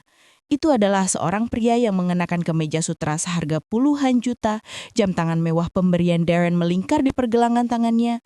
Seorang pria Valendra. Rasa muak menjalari dirinya. Ia merobek kemeja itu dari badannya, melepaskan jam tangan itu dan melemparkannya ke dinding, hingga kacanya retak. Setiap momen selama 3 bulan terakhir berkelebat di benaknya. Bisikannya di sisi ranjang Zalain, pembelaannya di depan para sosialita, pertarungannya dengan Darren. Semua ketulusannya, semua kepeduliannya, ternyata hanya ditonton dan dinilai. Ia bukan pahlawan. Ia hanya subjek penelitian dengan eksperimen gila seorang wanita kaya. Ia mengeluarkan tas ransel lamanya dari lemari, tas yang ia bawa saat pertama kali datang. Dengan gerakan kasar, ia memasukkan kembali pakaian-pakaian usangnya. Ia akan pergi. Ia akan mengambil kembali satu-satunya hal yang tidak bisa dibeli oleh keluarga Valendra, dirinya sendiri. Bab 48. Tembok bernama hukum. Dengan tas tersampir di bahu, Revan mencegat Zalain di perpustakaan. Zalain kini dengan bantuan tongkat sedang berdiri menatap potret kakeknya di atas perapian. "Aku pergi," kata Revan singkat. Suaranya dingin, tanpa emosi. "Urusan kita selesai. Aku harap pengacaramu segera mengirimkan surat cerai." "Revan, kumohon, dengarkan aku." Zalain memohon, berbalik menghadapnya. "Aku tahu aku salah, tapi semua yang kurasakan saat mendengar ceritamu itu nyata." "Nyata?" Revan tertawa sinis. "Apaan yang nyata? Fakta bahwa kau menjadikanku bahan ujian? Atau fakta bahwa aku cukup bodoh untuk jatuh ke dalam perangkapmu?" Tepat saat itu, Darren masuk bersama seorang pria paruh baya berjas, pengacara keluarga. "Tidak secepat itu, Revan," kata Darren, wajahnya serius. Pengacara itu melangkah maju. "Tuan Revan, Nona Zalain, ada komplikasi," jelasnya. "Pernikahan Anda dieksekusi untuk memenuhi klausul dalam wasiat Tuan Valendra Senior. Jika Anda bercerai sekarang, apalagi dengan terungkapnya kondisi Nona Zalain, Nyonya Keira bisa mengajukan gugatan ke pengadilan. Ia bisa berargumen bahwa pernikahan ini adalah rekayasa dan tidak sah, yang berarti klausul wasiat tidak terpenuhi. Jika ia menang, ia bisa mengklaim haknya atas perusahaan. Revan membeku. Untuk mengamankan aset perusahaan hingga rapat umum pemegang saham tahunan, status pernikahan Anda harus dipertahankan setidaknya selama 6 bulan ke depan. Sebuah tawa getir lolos dari bibir Revan. Penjara ini ternyata memiliki jeruji yang tak terlihat. Ia tidak bisa pergi. Pergi berarti membiarkan Keira menang dan membiarkan pengorbanannya selama ini sia-sia. Ia terjebak. Bab 49, Perang Dingin. Hari-hari berikutnya terasa seperti musim dingin yang panjang di dalam mansion. Zelin yang kini secara resmi kembali aktif di perusahaan, menjalani fisioterapi intensif untuk mengembalikan kekuatan fisiknya. Revan tetap tinggal di pavilion menjadi bayangan di dalam rumah. Di depan para staf atau saat melakukan panggilan video dengan dewan direksi, mereka adalah tim yang sempurna. Zelin yang brilian dan Revan, sang suami pendiam namun sportif yang perannya masih menjadi misteri bagi semua orang. Namun saat hanya ada mereka berdua, suasana menjadi beku. Mereka makan di meja yang sama dalam keheningan. Berpapasan di koridor hanya dengan anggukan kepala yang kaku. Dinding tak terlihat yang dibangun oleh pengkhianatan Zelin dan kekecewaan Revan terasa lebih kokoh dari tembok manapun di mansion itu. Suatu sore, Zelin melihat Revan berjalan sendirian di taman dari jendela ruang kerjanya. Ia melihat kesepian dalam postur tubuh pria itu, kesetiaan yang sama dengan yang ia rasakan. Ia telah memenangkan perang, tapi ia telah kehilangan sekutunya. Bab 50, langkah pertama. Zelin tahu kata maaf tidak akan pernah cukup. Luka yang ia torehkan terlalu dalam. Jika ada satu cara untuk memperbaikinya, itu bukanlah dengan kata-kata, tapi dengan perbuatan. Ia duduk di kursi CEO-nya yang megah, kursi yang berhasil ia selamatkan. Ia membuka 2 berkas digital di layarnya. Yang pertama adalah folder proyek Cendana. Yang kedua adalah hasil penyelidikan awal tentang Pak Ardianto. Ia menatap foto profil Revan yang ia temukan di internet. Foto kelulusannya, di mana ia tersenyum lebar, penuh harapan, sebelum dunia menghancurkannya. Zelin sadar, untuk bisa menyembuhkan luka yang ia sebabkan, ia harus terlebih dahulu menyembuhkan luka yang membawanya pada Revan. Dengan tekad yang baru, ia mengangkat telepon, menghubungi kepala tim hukum Valendra Group. Saya mau Anda membentuk tim investigasi korporat terbaik yang kita punya. Perintahnya, suaranya dingin dan penuh kuasa. Targetnya, Ardianto Group. Saya mau kalian menggali semuanya. Setiap transaksi, setiap kontrak, setiap rumor. Jangan sisakan satu batu pun yang tidak terbalik. Saya ingin dia hancur. Perangnya melawan Keira mungkin telah usai, tapi perangnya untuk Revan baru saja dimulai. Bab 51. Mesin perang Valendra. Zelin Valendra dalam mode CEO adalah pemandangan yang menakutkan sekaligus mengagumkan. Ruang rapat utama kini menjadi markas perangnya. Papan tulis digital dipenuhi bagan alir, jaringan koneksi bisnis Pak Ardianto, dan daftar asetnya. Tim hukum dan investigasi korporat terbaik bekerja non-stop, didorong oleh intensitas Zelin yang tanpa ampun. Saya tidak mau rumor, saya mau bukti, katanya dalam satu rapat, matanya menyorot tajam. Telusuri aliran dananya, setiap rupiah. Jika dia membeli permen karet dengan uang perusahaan, saya mau tahu rasanya apa. Darin mengamati adiknya dengan pandangan baru. Api yang ia lihat di mata Zelin bukan lagi api ambisi, melainkan api keadilan. Revan melihat semua ini dari kejauhan. Ia menghabiskan waktunya di perpustakaan, mencoba menjauh dari badai yang bernama Zelin. Suatu sore, Darren menghampirinya. "Dia melakukan ini semua untukmu, kau tahu?" kata Darren. Revan menutup bukunya. "Dia melakukannya untuk membersihkan nuraninya, bukan untukku," jawabnya dingin, lalu pergi. Dinding di sekeliling hatinya masih terlalu tebal. Bab 52. Serangan balik Ardianto. Pak Ardianto bukanlah lawan yang bodoh. Ia merasakan tekanan dari segala penjuru.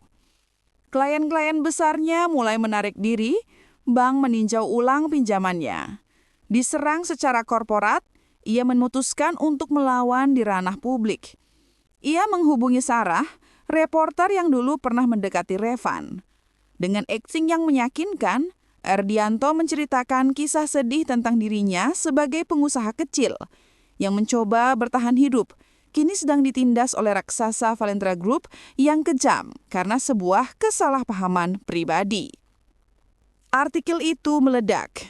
David versus Goliath, konglomerat Valendra Group hancurkan pengusaha lokal? Begitu judulnya. Sentimen publik mulai berbalik. Saham Valendra Group sempat goyah. Darren murka. Dia memutarbalikkan fakta. Revan membaca artikel itu di tabletnya. Ia benci setiap kata di dalamnya. Tapi ia juga mengakui kejeniusan strategi Ardianto. Dia tidak melawan Valendra. Dia melawan citra orang kaya yang arogan. Bab 53. Partner yang tak terduga. Kita harus merilis pernyataan bantahan. Junjukkan bukti-bukti kecurangannya. Usul kepala tim PR dalam rapat darurat. Itu hanya akan membuat kita terlihat seperti raksasa yang menindas. Sanggah Darren. Zelain yang duduk di ujung meja menatap satu-satunya orang yang diam selama rapat. "Revan?" panggilnya, semua mata tertuju pada Revan. "Kau yang paling mengerti cara berpikirnya. Kau tahu lukanya. Apa yang harus kita lakukan?" Revan terkejut ditanyai, tapi naluri strategisnya mengambil alih. "Jangan melawannya, ubah arenanya," katanya perlahan. "Ini bukan lagi pertarungan Valendra melawan Ardianto. Ini harus menjadi pertarungan Ardianto melawan semua korbannya." Ia melanjutkan, "Jangan gunakan media korporat, gunakan media sosial. Cari korban-korban lain, biarkan mereka yang bercerita. Jadikan Sarah, si reporter itu, sekutu kita. Beri dia kisah yang lebih besar, kisah tentang serangkaian kejahatan, bukan hanya sengketa bisnis." Keheningan melanda ruangan, disusul anggukan kagum dari tim PR. Zelain menatap Revan, sebuah kilatan dari koneksi intelektual mereka yang dulu kini menyala kembali. Bab 54. Proyek Cendana bangkit kembali. Zelin tidak hanya mengambil ide Revan, ia menjalankannya secara besar-besaran. 2 hari kemudian, ia mengadakan konferensi pers. Valendra Group hari ini secara resmi mengaktifkan kembali yayasan filantropi yang didirikan oleh kakek saya, Proyek Cendana. Umumnya di hadapan puluhan kamera. Proyek ini akan mendedikasikan seluruh sumber dayanya untuk memberikan bantuan hukum dan finansial bagi para pengusaha kecil dan menengah yang menjadi korban praktik bisnis yang tidak adil. Lalu, ia menjatuhkan bomnya. Dan untuk memimpin proyek ini sebagai penasihat utama, saya telah menunjuk seseorang yang memahami masalah ini secara pribadi. Seseorang yang memiliki integritas dan kecerdasan untuk memperjuangkan keadilan. Saya perkenalkan Tuan Revan. Revan yang berdiri di sampingnya terkejut bukan main. Ia tidak menyetujui ini. Ia ingin menolak. Tapi saat ia melihat kilatan harapan di mata beberapa tamu undangan yang ternyata adalah korban Ardianto lainnya, ia tidak bisa. Zelin tidak hanya memberinya pekerjaan, ia memberinya sebuah misi yang sama dengan yang selalu diperjuangkan ayahnya. Dengan berat hati, ia menerima peran itu. Bab 55. Bukti yang menyakitkan. Bekerja bersama setiap hari mulai mencairkan es di antara mereka. Revan fokus pada proyek Cendana, sementara Zelin terus menekan Ardianto dari sisi korporat. Suatu malam, kepala tim investigasi datang ke kantor Zelin membawa sebuah map dengan label sangat rahasia. "Kami menemukannya, Nona," katanya. aliran dana yang memulai kehancuran perusahaan ayah Tuan Revan. Zelin membukanya. Di dalamnya ada salinan bukti transfer bank dan notulen rapat informal dari bertahun-tahun yang lalu. Jantungnya serasa berhenti berdetak. Dana itu berasal dari salah satu perusahaan cangkang milik Keira Valendra. Tantenya lah yang memberikan modal pada Ardianto untuk melakukan pengambil alihan paksa. Uang Valendra lah yang telah menghancurkan keluarga Revan. Rasa bersalah menghantam Zelin seperti gelombang pasang. Utangnya pada Revan ternyata jauh lebih besar, jauh lebih kelam dari yang pernah ia bayangkan. Bab 56. Pengakuan di tengah hujan. Malam itu hujan turun dengan derasnya, seolah langit ikut menangis. Zelin menemukan Revan di perpustakaan, berdiri di depan jendela kaca raksasa, menatap badai. Di tangannya ia memegang map yang menyakitkan itu. "Revan," panggilnya pelan. Revan berbalik. Melihat ekspresi wajah Zelin, ia tahu sesuatu yang buruk telah terjadi. "Timku, mereka menemukan sesuatu," kata Zelin. Suaranya bergetar. Ia berjalan mendekat dan meletakkan map itu di meja di antara mereka. "Kehancuran keluargamu itu bukan hanya ulah Ardianto. Tanteku, Keira, dia yang mendanainya." Revan membeku. Uang itu berasal dari keluarga kami," lanjut Zelin. Air mata mulai menggenang. "Aku tidak tahu, Revan. Aku bersumpah aku tidak tahu." Tapi itu tidak mengubah faktanya. Ia menatap Revan menunjukkan sisi dirinya yang paling rapuh. "Aku tidak akan menyembunyikannya darimu. Apapun keputusanmu setelah ini, apapun yang akan kau lakukan dengan bukti ini, aku akan menerimanya." Ia telah menyerahkan nasib keluarganya ke tangan pria yang telah ia hancurkan. Bab 57. Pilihan. Keheningan di antara mereka hanya dipecah oleh suara hujan yang menghantam kaca. Revan menatap map itu, lalu beralih menatap Zelin yang berdiri pasrah menanti hukumannya. Tangannya terulur, bukan untuk menampar atau berteriak, melainkan untuk membuka map itu. Ia membaca dokumen-dokumen itu. Buktinya jelas. Kebencian dan amarah yang sudah lama ia pendam bergejolak di dalam dirinya. Ia punya kekuatan untuk menghancurkan nama Valendra sekarang. Ia bisa membalaskan dendam ayahnya. Tapi kemudian, ia menatap Zelin lagi. Ia melihat wanita yang telah membongkar kebenaran ini meskipun itu menyakitinya. Wanita yang telah membangkitkan kembali misi mulia kakeknya, wanita yang sama seperti dirinya adalah korban dari intrik generasi sebelumnya. Perlahan ia menutup map itu. "Menghancurkanmu tidak akan menyembuhkan ayahku," katanya pelan, suaranya serak. "Itu tidak akan mengembalikan tahun-tahun kami yang hilang." Ia mendorong map itu kembali ke arah Zelin. "Ini bukan salahmu. Ini adalah dosa Keira dan Ardianto, dan mereka yang harus membayarnya. Mari kita selesaikan ini, bersama." Mendengar kata bersama, pertahanan terakhir Zelin runtuh. Ia menangis tanpa suara, tangis kelegaan dan rasa syukur yang mendalam. Revan tidak memeluknya, tapi ia juga tidak pergi. Ia hanya berdiri di sana, di tengah badai di luar dan di dalam, dan untuk pertama kalinya, mereka benar-benar berdiri di sisi yang sama. Dinding di antara mereka akhirnya retak.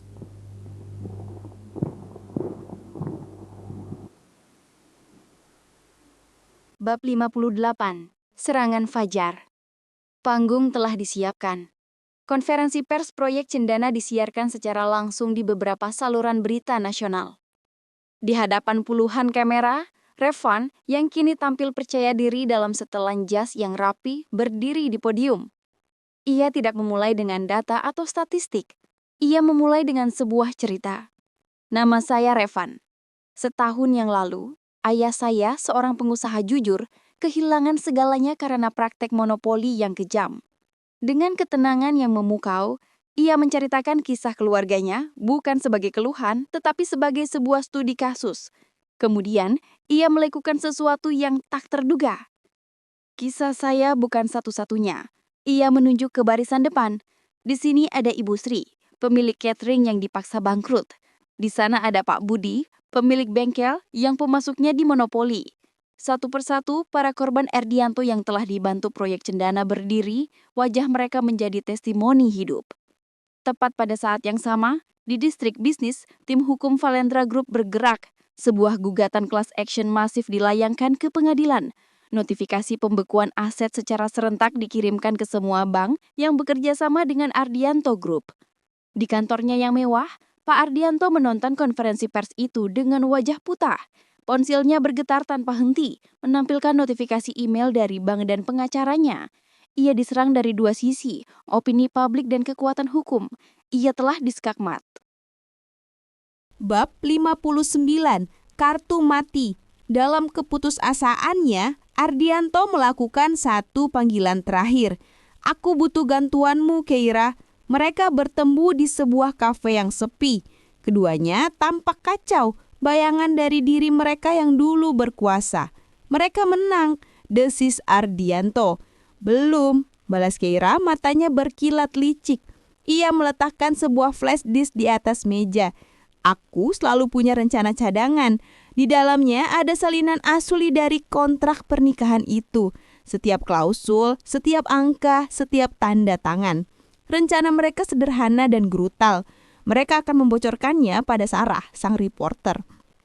Mereka tidak bisa lagi menang secara finansial. Tapi mereka masih bisa menghancurkan reputasi Revan dan Zelin.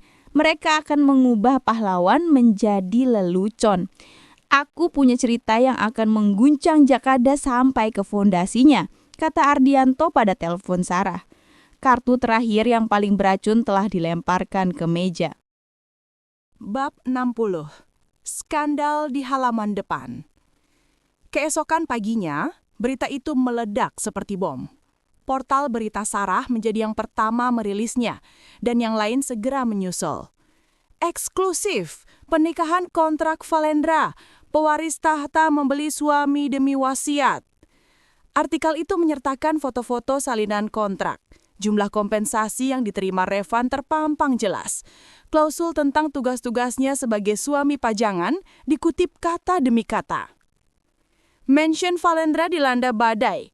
Telepon berdering tanpa henti. Dewan direksi panik. Para pemegang saham menuntut penjelasan. Opini publik yang baru mereka menangkan berbalik 180 derajat dalam sekejap. Revan, sang korban yang inspiratif, kini dicap sebagai pria bayaran. Zelin, sang denius yang berani, dicap sebagai wanita licik yang manipulatif. Di tengah kekacauan itu, Revan dan Zelin bertemu di ruang kerja utama. Darren sedang mondar-mandir seperti singa dalam kandang. Namun anehnya, Revan dan Zelin tampak tenang. Mereka saling bertatapan, sebuah pemahaman yang mendalam terjalin di antara mereka. Mereka pikir ini akan menghancurkan kita, kata Zelin pelan. Mari kita tunjukkan pada mereka betapa salahnya perkiraan itu. Balas Revan dengan tekad yang membara. Bab 61. Konferensi pers darurat sore itu juga.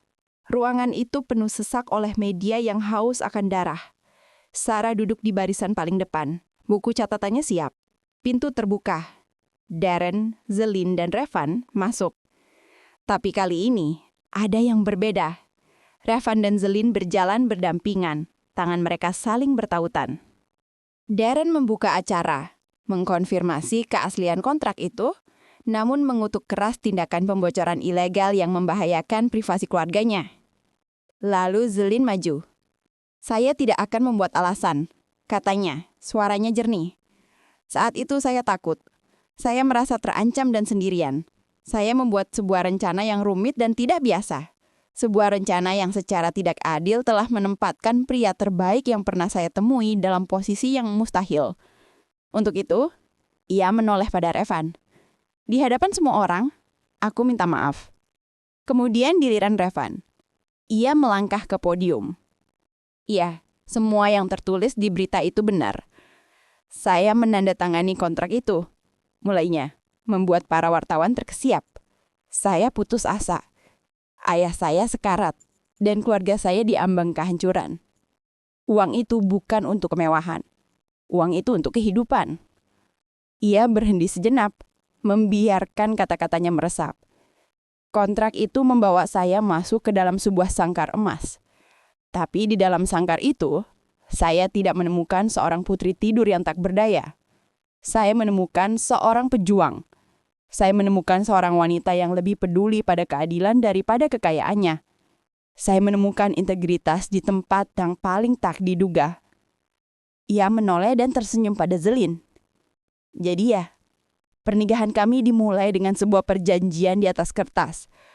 Tapi hari ini, kami berdiri di sini dengan sebuah komitmen di dalam hati. Saya tidak dibeli, saya diyakinkan. Diyakinkan oleh karakter istri saya. Dan jika ada yang meragukan komitmen kami, ia mengangkat tangan mereka yang bertautan.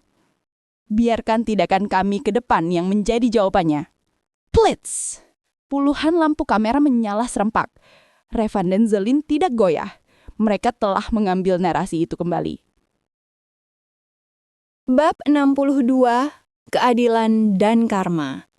Setelah konferensi pers itu, semuanya runtuh bagi para antagonis. Sebuah montase adegan menunjukkan takdir mereka. Pak Ardianto dikalahkan oleh gugatan class action dan ditinggalkan oleh semua mitranya, digiring keluar dari kantornya oleh pihak berwenang. Keira, kini miskin dan sendirian, menerima surat gugatan dari Valendra Group atas tuduhan spionase perusahaan dan percobaan pembunuhan.